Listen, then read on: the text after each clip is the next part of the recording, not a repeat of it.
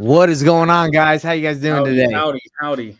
What's up? What's up? Yo, what's up? Everybody, if you're watching today and you're wondering, what am I watching? Why do I need to be watching? What we're going to be going over today is how to drive for dollars and be successful. Now, if you've never done a deal driving for dollars and wholesaling, telling you it's a great strategy that we're going to break down. We got Sean Young, we got Jared Franklin and me. We're going to break down how deals that we've done. Sean's done a lot of research today for you guys to show you guys how to do it the right way. So before we dive in, let's introduce ourselves. My name is Nathan Payne. I've been wholesaling for about 7 years now, done hundreds of deals, and I like coming to you guys to show you guys how to do deals. That's why I'm here.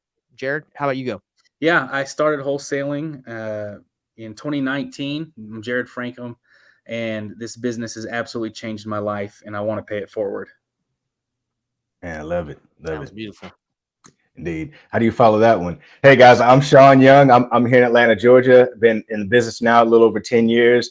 Done hundreds of wholesale transactions, creative deals. I now own and operate a virtual assistant company that helps people do the exact same thing and mimic my success. I love it. Well, guys, let's dive right in. This topic is juicy. It's a good one because I know I've done a lot of driving for dollar deals. I know Sean and Jared has. But how about Jared? How about you take the lead on this one? Tell everybody that's watching this what is driving for dollars, especially if they don't have any idea. Yeah, so driving for dollars is where you get in your car or your skateboard. We can talk about that in a little bit, but you look for beat up properties, stuff that needs some love, something that's a little bit different than the average house, and you make a list of all these beat up houses and you start marketing to them. And it's a phenomenal list because we know there's 4 pillars of pre-qualification, right? There's the timeline, there's whatever's the motivating factor, why they need to sell, there's condition, and there's price. And the beautiful thing about driving for dollars is one of these 4 pillars of pre-qualification is already confirmed. We know that there's a condition challenge. So there is some reason why. And what I love about driving for dollars is the outside of the property in general, the condition on the outside is a reflection, a delayed reflection of what's going on the inside. So if you see things like trash, overgrown, falling down gutters or busted windows or something, that is just an indicator of what's been going on the inside for much longer, because our human activity is on the inside of the home much more than is on the exterior. So in many cases, not every time, of course, but in many cases, we'll see these properties and they're an absolute glowing beacon of this property needs some love. There's a story here, and let's uncover it.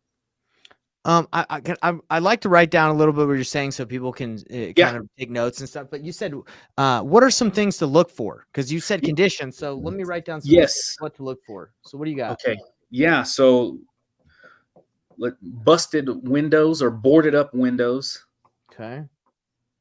Tall grass. Piled up newspapers or overflowing mailbox.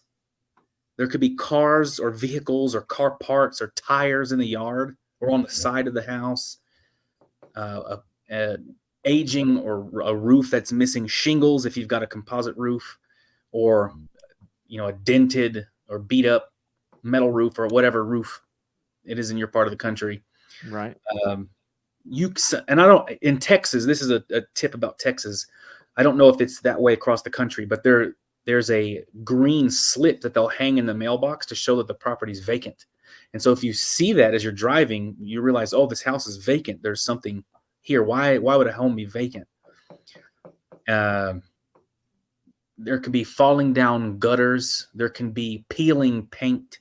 There can be just homes that look tired, like they were built 50 years ago and never looked after again. Not they could have the grass mowed, they could be taken care of, but the home just looks exhausted and in need of a makeover. Yes, sir. Right. What about you, Sean? You got anything else? Those are all great distress signals. 100%. When you go out there to look for those signs of distress, Jared made a great point. However, I want to back up one step right before that. Make sure that you guys plan a route. Plan your route, understand where you want to go, and sort of map it out. Even if you don't have any tools, there are tools like Deal Machine prop stream that you can use that'll track your driving route.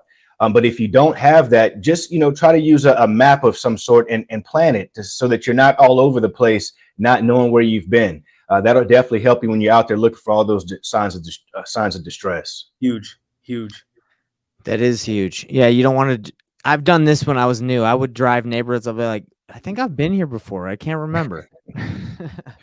Indeed. Do you guys ever did you guys drive for dollars a lot, like personally, or did you get other people to do it for you? I did both. Yeah, I did both.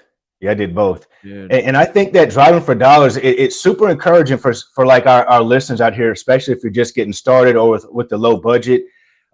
That's the easiest way to take control of your own destiny. Like Jared mentioned on a previous episode, I mean, he got on his skateboard. I mean, if you got to get on a bike, it's just about going out there and putting eyes on distressed properties that other people just aren't able to see, or they might not show up on these fancy lists that, we all pay for. So you got on a skateboard, bro? I didn't hear that story. Yeah. So when I started, I had no money. I had negative $200 in my account. Anyway, I had moved back to America from Brazil and totally zeroed everything without getting too into detail. I had negative 200 in my account, and that was it. And I had started doing some campus ministry as a job, but I still didn't have any money at the time. Wow. But I had my skateboard from college and I had my car from before, but in order, I was so tight on cash. Whatever the gas price was that particular week, that changed how much I could be able to drive, because I had to be that tight on funds. Dang, that's pretty tight, bro. It was. And so what I did was I put my skateboard in the car. I would drive to the center of a neighborhood and then skateboard the entire neighborhood and come back. And then I would move the car, a quarter mile down the road, and then get the skateboard out and skateboard again. That's impressive. Anyway, but I had heard so many other people saying, yeah, driving for, and this is 2019, right? This is before like wholesaling exploded and is as popular as it is now. Right.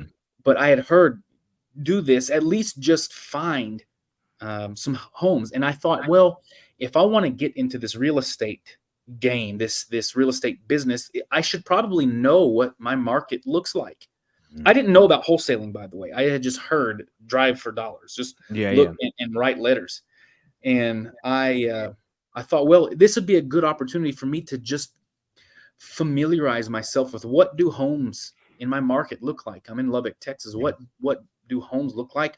What are the neighborhoods like? If I just go up and down the neighborhoods, I'll get a feel for where good areas are, where bad areas are, where there's more movement, where stuff isn't moving. And so I thought, if I want to get into this, why not go out there and just look at what homes are? And while I'm out there, just write down beat up houses. I mean, I had no clue what I was doing, other than I had heard to do that before. Well, you took massive and perfect action, as we all know is the key. 100%. Right. Wow. And you just mentioned another huge point. You said you took notes while you were out there. That's like literally another step in the process. You got to take detailed notes on what you're seeing. Even like Nathan said, that way you'll know, like, have I been to this neighborhood? Or, you know what, I have been to this neighborhood, but it was like, 60 days ago. Things look like they've changed a little bit around here. I'm glad that I came back. So if you've got notes on what you're doing, it really helps you, organize your business. No, that's incredible. And I'd say any neighborhood in the country will have something of distress, unless if there's a particular case, like a big fancy HOA or something where they're really on top of it. I was a few years ago, I was with Pace Morby in his car, and we were driving around. He was just on the phone, idly driving while waiting for an appointment. And I was in there with him. We just started going through a neighborhood just while I was on the phone. I'm in downtown, or not down, somewhere in Phoenix. I don't remember exactly what part of Phoenix, but all these nice homes, and then bam, right after another, a bunch of houses that were really in not good shape next to these nice, awesome homes. So it doesn't have to be these war zone neighborhoods. It can be, these are probably $300,000, $400,000 homes. It blew my mind that even in such a busy, big market like that, there's still deals to be had. Even today. It's interesting. I think there's different parts of the United States as well on like how weather affects homes and how bad homes can get. Because I know in Florida, it gets hit a lot by the elements, in Texas as well. Mhm. where homes can get a lot more, I would say, stressed on the exterior. Like where I live in Utah, it's not that bad. Like homes don't get hit by like foundation issues that bad, or like the weather's not too crazy. But I know, I would say again, Florida, Texas, a lot in the South. I don't know if you guys, if you agree. I know you guys live there, but I feel like the weather really can destroy some properties out there. 100%. 100%. That's cool. That's cool. My biggest deals, by the way, to this day, my biggest wholesale fees were from fire damage. Really? And I found, fire damage. I found houses that have caught fire, and I don't know why. That maybe the fire department, they took the garage door down and boarded up the whole garage, and that was just a weird thing. And I happened to be driving by a week or two, or I don't remember how long, a month maybe, after the fire had taken place. And Jared just gave you guys a gym right there, guys. Fire damage homes, that's a gym. Fire damage is awesome. Let me At ask least you for this. my buyers. What'd you make on it? I'm curious. Yeah. So the first two, I'll talk about my first two fire damage deals. The first one, I found the deal on Thursday. I had called the owner and gotten in touch with the owner on Friday, and we had agreed. And over the weekend, my title company was able to close it, and on Monday I picked up a check for $25,000 on my first day. I mean, that's kind of a not an everyday scenario, but that's totally possible. That was my second deal ever. Yeah, ever. You're losing your mind at this point. Yeah, I thought I was God's greatest gift to real estate. Exactly. That's how we all feel in those first couple. We're like, man, what have I been doing with my whole life? I should have been doing this since birth, since I could walk and talk. Yeah. And then a month or two later, I made $47K in a very similar scenario. Seller just was done with it. Hey, here's why. Check this out, is because when homeowners get their insurance checks, they don't have to spend the money to fix the house. They can keep their insurance. Of course, I'm not a lawyer and this and that, verify all this, but they can keep their insurance money and just sell what's left, like a lot. Right. But we were able to fix it and get it inspected and up to code. And anyway, made $47,000 just reselling a burnt house. Let's ring the bell for that one. It blew my freaking mind. I mean, and this was in 2019, and to that point, I had never had more than $2,000 to my name ever. I mean, that was it. I just didn't lost your mind right there. That is awesome. And that's what a lot of people make in a year, and I did it twice. Anyway, it's awesome. This industry is unbelievable. I got a question for you, Jared. I got a question for you. You said that you call the guy. Mm-hmm. That's super important, I'm sure, for our listeners out here. They're like, okay, now that I've driven around, I've got a bunch of houses and addresses. What do you skip place? Of course, just should be the next data. I think you're breaking up on. I don't know if that was just on my end. Yeah, I didn't hear you, Sean. Can you say it again? Oh man, I'm so sorry. I was asking. I know that you just mentioned that you did that deal, and then the next day you called the gentleman. I'm sure our audience would love to hear, how did you actually find that person's phone number, and what is the process that we go through after we go out and drive for dollars and get this data? What do we do next to be able to find these owners? Okay, okay. I'll tell you what I did. Both of these were not typical cases. The first house, I went to the website truepeoplesearch.com. I love it. I couldn't find the owner, by the way. All the phone numbers it had for him were wrong. But I looked at possible relatives and called what I figured would be his brother. I got a hold of the brother, who then gave me the actual contact to the homeowner. Nice. That's what you got to do sometimes, man. Right, man. There is no written rule to our business. You have to be creative. You got to really do what it takes for each situation. And do what most people won't. Right. So the second one that I made 47 on, I had tried True People Search. I had tried looking for relatives. I had tried skip tracing, which is where you plug in use a service, you plug in the address and their name, and it'll pop out some phone numbers and mailing addresses. No luck. I went on Facebook and found someone with this name that matched and just sent them a message. Like, hey, I'm totally random. This is wild. I'm not crazy, but would you happen to be related to this property? And they responded, And they said, Jared, actually, we've had like 13 people come out to look at this house and wanted to sell it, but we were kind of up in the air what we wanted to do. But now we're ready to make a decision. And so since you're here, we'll go ahead and sell it to you. And so that's what thankfully, that was one of my earlier deals. But that taught me it doesn't matter how many competitors there are in the marketplace, because there had already been 13 people ahead of me. Right. But they were ready to make a decision when I was in front of them. So it doesn't matter. Right place, right time. It just you right place, right time. And so it pays to be in the right place a lot. So you want to have a lot of marketing and a lot of opportunities. And how do you do that? You take action, right? Like you can't just sit by and just think it's gonna just happen to you. You did it, man. I'm proud of you. Not a lot of people do that. The phone and to call strangers. Yes, I know we all grew up. We all grew up hearing "Don't talk to strangers," but actually talking to strangers is how you get incredibly wealthy. That's right. That's right. Well, Sean, I know you did a lot of research before this call so we could give as much value as possible. We appreciate you. Anything else that we haven't gone over so far? Guys, I'm going to give you guys 10 steps on how you guys can go out here and be successful with driving for dollars. Okay. Number 1, plan your route. All right. Number 2 is look for signs of distress. Number 3 is use a mobile app like Deal Machine or maybe PropStream to help track your progress if you can afford it.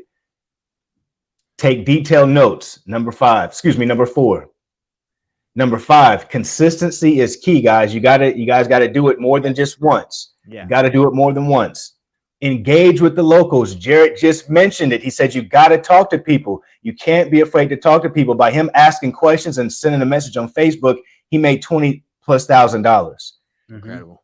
All right. So once you do get that information, guys, skip trace that information. Reach out to those homeowners. Send direct mail. These people are very niche lists. They're very small. So sending direct mail makes sense in those cases. We don't want to send direct mail to, tens of thousands of people. But if we go out and drive for dollars and find a list of, 200 people, that's more affordable. All right. Next is follow up relentlessly. Because like Jared said, there was 13 other people that contacted that person. But it's a numbers game, and you have to be willing to take action so that you can be at the right place at the right time. Some people call that luck, but us guys know that it's preparation. It's preparation meeting opportunity. Jared was prepared. It was an opportunity, and they came together. And last but not least, guys, we got 2 more. Track your results and stay safe while you're out there doing it, guys. Be aware of your surroundings. If you're in bad neighborhoods, be aware of that. Maybe put on a little vest or something if you're going to walk around. Just be very careful when you're out there, especially you ladies out there. Be very careful when you're out there driving for dollars. Seatbelts, everybody. Guys, I know with driving, you got to pay attention because, after a couple turns, your neck starts hurting. It isn't easy. Okay. Right. I've done it, and it is exhausting. But yeah, so stay safe out there. Jared, you got anything you want to say? Yeah. And I'll say, this is even for beyond beginners. This is for beginners and people who've been in the business a while. I think in any industry, with any career, with any job, you tend to get some burnout and think, is this the best? You just have some thoughts of wanting to be more efficient. Is this the best? Is this what I'm doing? Do I want to do something else other than wholesale? I'll tell you this. Every time I've ever gone out to drive and just spent a few hours and I see so many beat up homes or stuff that needs love, it reignites the why within my being of why I'm doing this. There is so much opportunity. It is not saturated and tapped out, and there's no, there's no more opportunity. No, it's flooded every single time I've ever gone out. And I've driven for dollars here in Texas and in Phoenix and in North Carolina and Charlotte, just personally. That's where I've lived before. And every single time it reignites the fire within me to really get out there and be active. Yeah, and then what results is close deals. Mm-hmm. Yeah, man, it's honestly interesting to see how many distress homes that are out there. It's expensive to upkeep stuff. That's just how it is. And the weather, the elements, that's what happens. Right. Well, guys, I think we've done pretty good at answering the question how to drive for dollars and be successful. You guys have I've been inspired by you, Jared and Sean. You guys have help me and want to get out there and get in my car right now. Let's go, man. Let's go. And one more tip, guys. If you're asking yourself, well, how many houses should I look at? Try to get at least 200. It's easy. You said 200. Trust me, guys, in a few hours, you're going to see so many properties. So challenge yourself to get at least 200 before you expect results. You'll definitely get results before that. Y'all won't say you'll definitely get anything, but you'll definitely have the opportunity with each one that you pick up. Cool. Well, guys, this has been fun, and I guess for if you guys have watched this live, please like, subscribe, and hit the bell icon. And if you're watching this later, do the same. We love to give you guys this information, and we'll see you guys next week. See ya. See you next week.